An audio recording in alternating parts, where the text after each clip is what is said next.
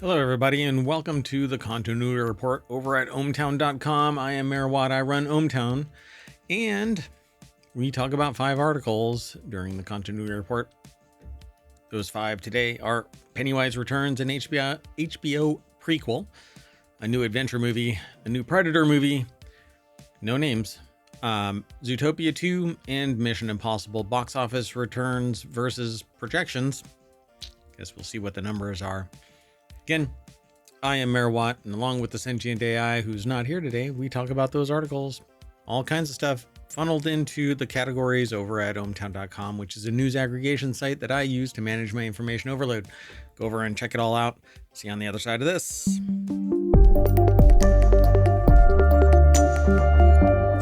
All right, folks, let's get into this. We are in the time machine, and we're running through 6 different shows today.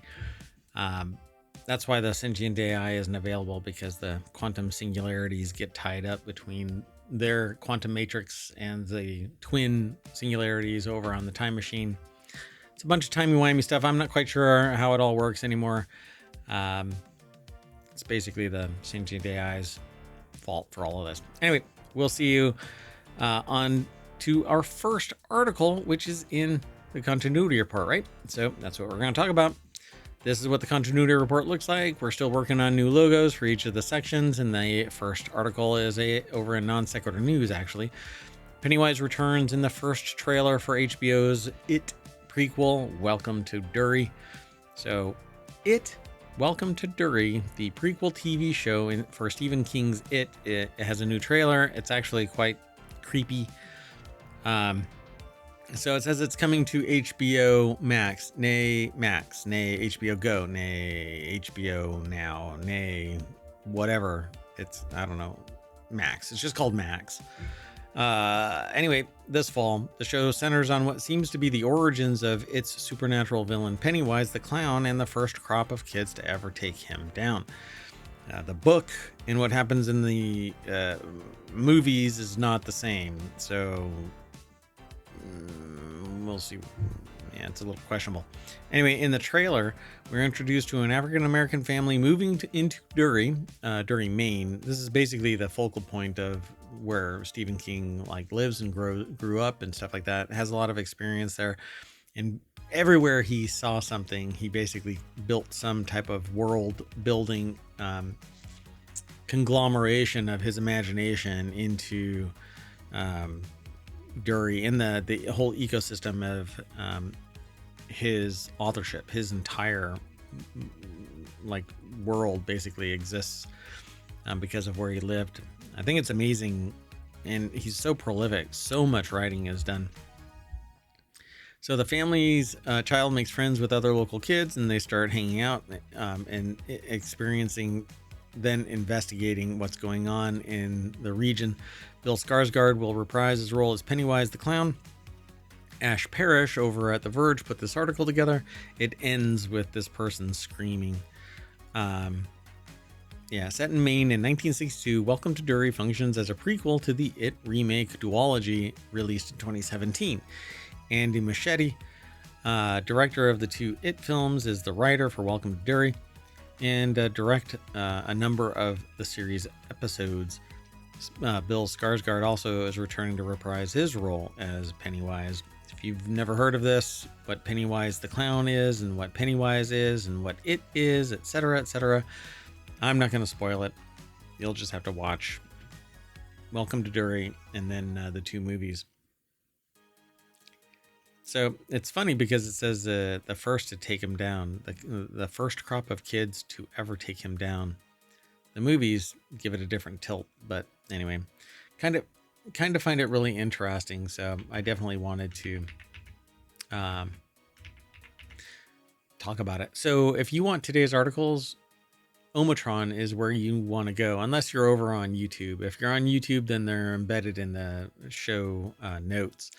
But over on Twitch, because Twitch doesn't have really a message board other than the chat itself, you have to hit !TCR for the continuity report, and Ohmtron will spit it out into the order that we're going to talk about it, which isn't really like an order of anything based on merit. It's just I selected these in this order.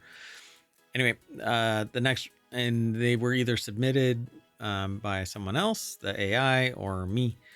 Alan Ritchson. The next article is over in the Continuity Report. Alan Ritchson teaming up with Minecraft movie writers and Top Gun producer for a new adventure movie.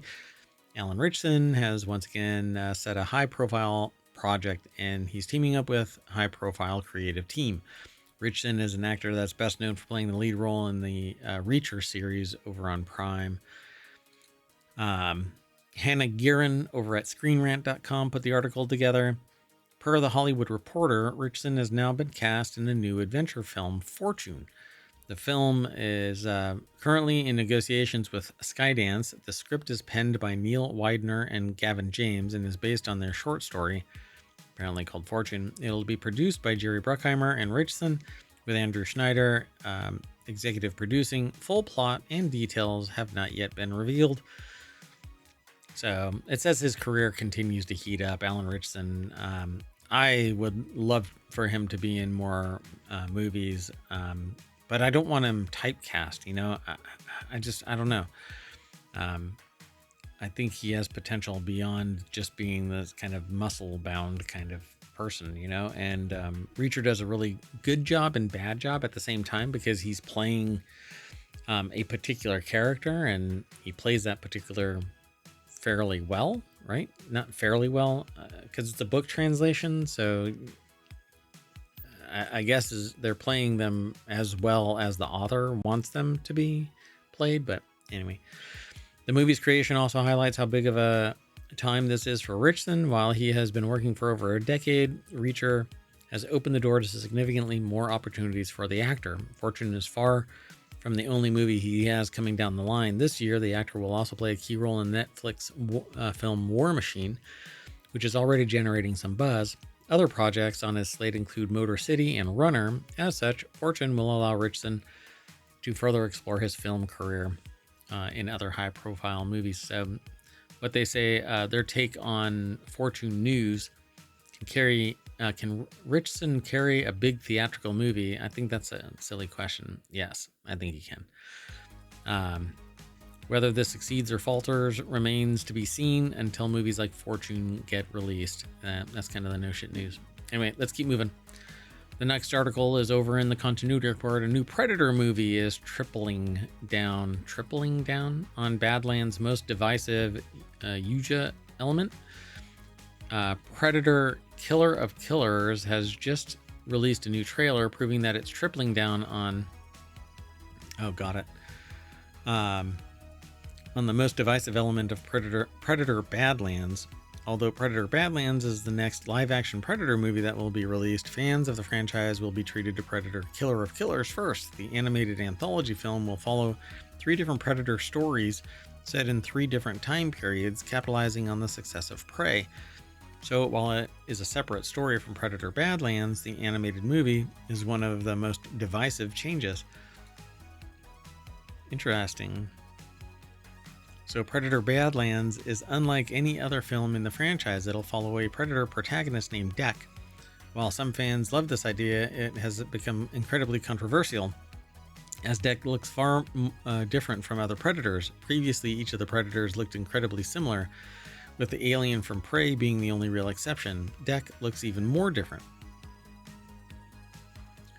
So, it has 3 Yujas that all look different from the others. So Predator Killer of Killers has 3 different predators.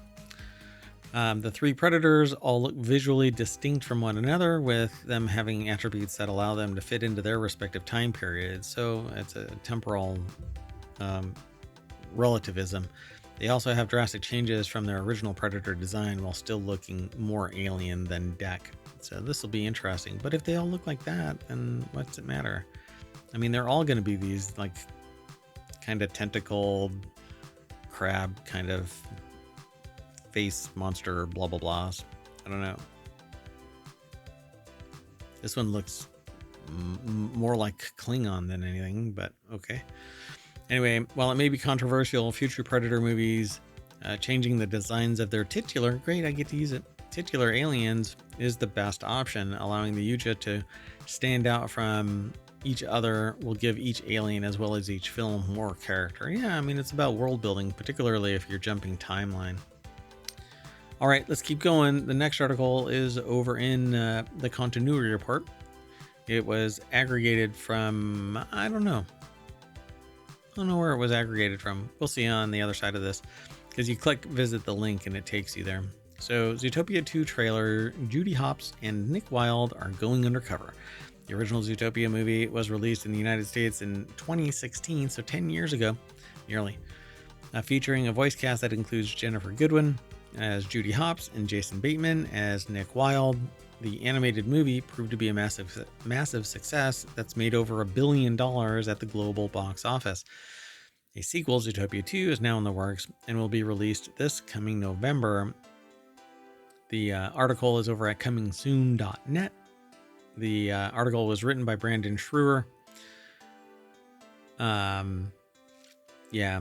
So there's a teaser trailer for Zootopia 2.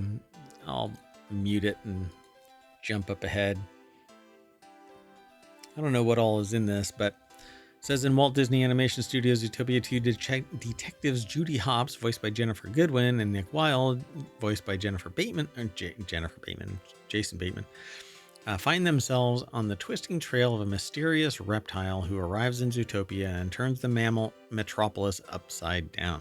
The official synopsis reads, to crack the case, Judy and Nick must go undercover to unexpected new parts of town where their growing partnership is tested like never before. Dun, dun, dun.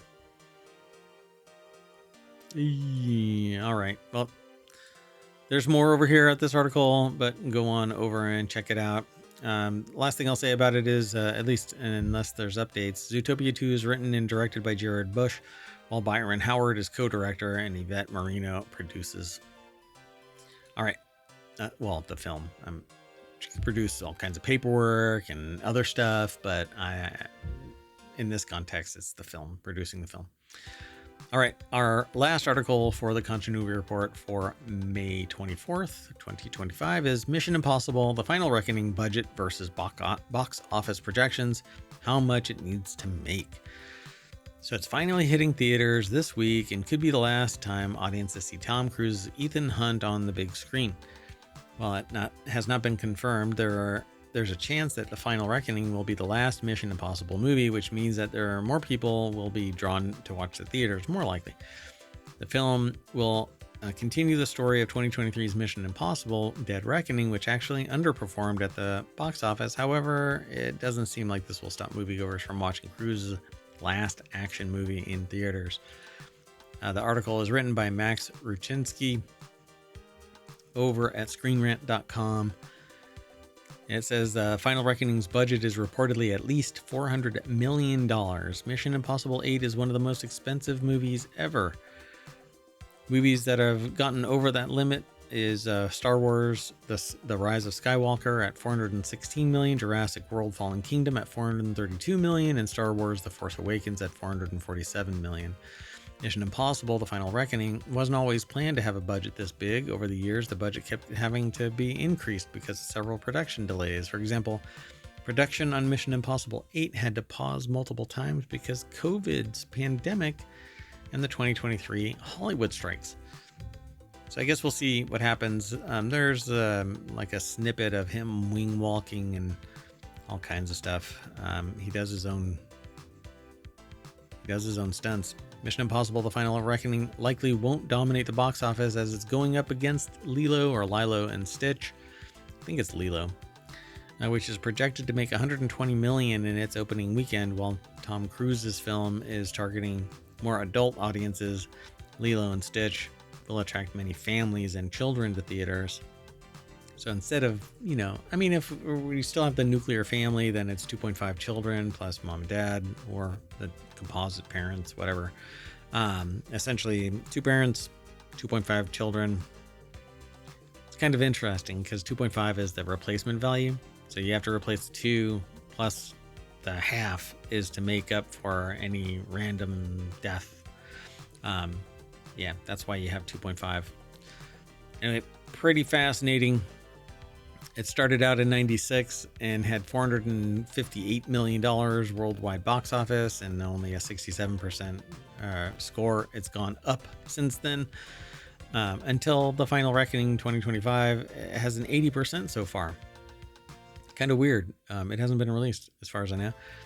Maybe it has and they just don't have numbers yet. I mean, it's a Time Machine episode, so maybe on Friday it came out. Anyway, money. But from my understanding is prices have gone up and seats have gone down, but they're still making more money than ever. But that's it.